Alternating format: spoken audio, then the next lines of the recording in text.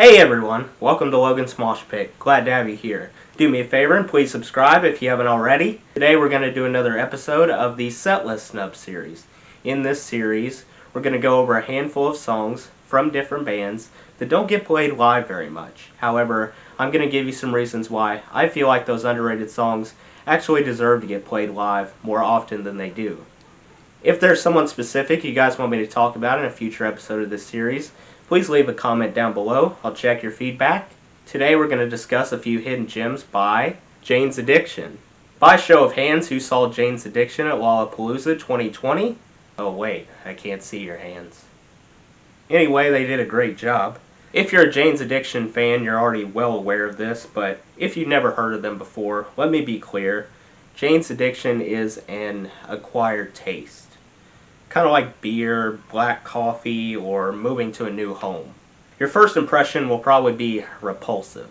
You may not know what to think, but give it time. I think you will find each time you return to Jane's Addiction, your bond to the eccentric tunes grows more powerful. I've chatted with a few Jane's Addiction fans, and the most common theme they all agreed on was going through an adjustment period.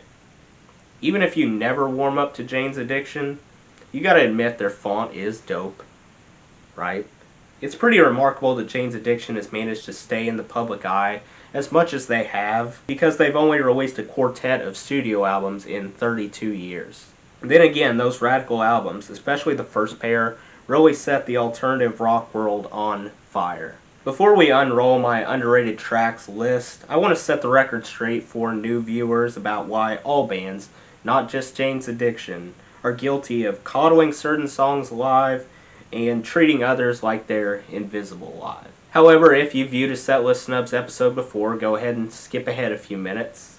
I don't want to insult your intelligence by repeating information you've heard before.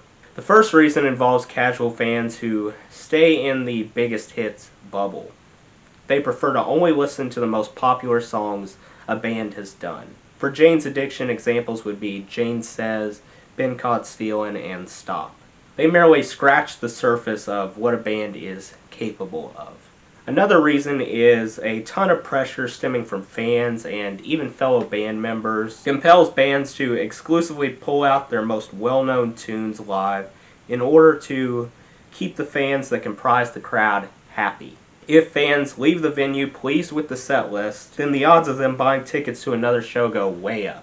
Reason number 3 is related to songs off albums that were generally perceived as weaker compared to the rest of the discography. Again, with Jane's Addiction, Strays falls short of expectations set by Nothing Shocking and Ritual D-Lo Habitual, even though I still think it's a solid album in its own right. Songs from albums like this face an uphill trek to be named a part of the show, because the bulk of fans would be less interested in them. The fourth reason has to do with tracks that drives a wedge between a group. Sometimes they feel so tired of a particular song they created that they intentionally leave it out of the set list as much as possible. Reason number 5 would be casual fans belong to a more expansive population versus hardcore fans. They have them outnumbered.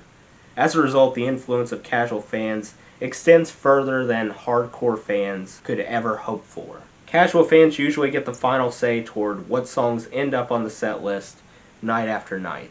The final reason is some songs are automatically off the table live because they benefited from technical mumbo-jumbo at a studio, and that support simply isn't available live. Trying to match the feat with limited technology would most likely result in disaster. Now that we've sorted through potential reasons, let's cast our eyes on a couple of fascinating Jane's Addiction stats courtesy of Setlist.fm. I'll put a link to Setlist.fm in the description. To meet Setlist.fm, just go to Google, type in anyone you want, followed immediately after by the words tour statistics, and tap on the very first result. From there you will find heaps of details regarding songs, albums, and tours. According to Setlist.fm, Jane's Addiction has been touring since 1985, but it has been a bumpy ride. From 1992 to 1996, there was zero activity on the road. Same situation when talking about 1998 and 1999. Of course, 2020's knocked touring schedules all out of whack too. It has affected everyone. Throughout their run, Jane's Addiction has played Mountain Song the most, owning a record of 574 times. To wrap your head around this number 574, imagine hypothetically you were determined to listen to Mountain Song 574 times in a row, non-stop, without any breaks. How long would it take you? I'm glad you asked. The answer is 139,482 seconds, or 1.6 days. Since we crunched some numbers, let's move on to the main part of this video. I will share my list of 5 severely underappreciated Jane's Addiction deep cuts off their first 3 studio albums, ranked in descending order. I didn't bother with their most recent album because I don't think it has been around long enough to make an accurate judgment live yet. If you know other Jane's Addiction deep cuts worth listening to, please put them in the comments. Up first, Had a Dad from Nothing Shocking. Had a Dad has been played live 181 times, about 31% versus the most cherished tune, Mountain Song. Had a Dad was extremely catchy, feisty, and rowdy. I'm a fan of the pause, grunt format found on this sensational song. Perry Farrell guides us through a story focused on independence. Forced to face the world alone after a father figure stopped being the captain of a ship. Based on the searing screams tumbling from Perry's throat, you get the sense that things aren't going well at all without someone there to take charge. In my opinion, it echoes the idea that young people think they know it all, but they actually don't. Sooner or later, they will realize they need help from a more experienced person. Next, I picked No One's Leaving off Ritual de lo Habitual. I butchered that album name. To be fair, I took French, not Spanish. No One's Leaving has stayed on stage 88 times.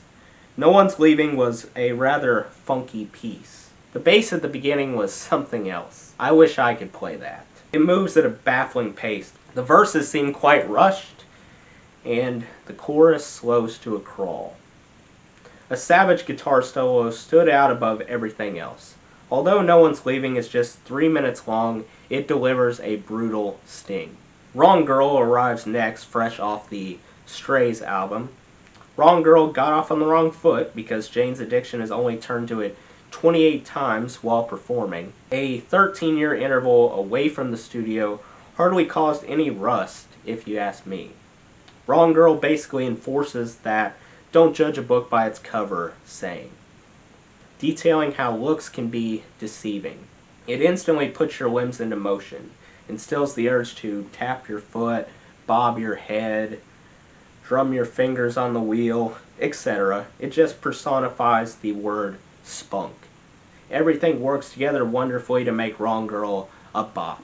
Cut from the same cloth as Wrong Girl, Suffer Some also dawned on Strays. It has undoubtedly suffered some live, just check the math.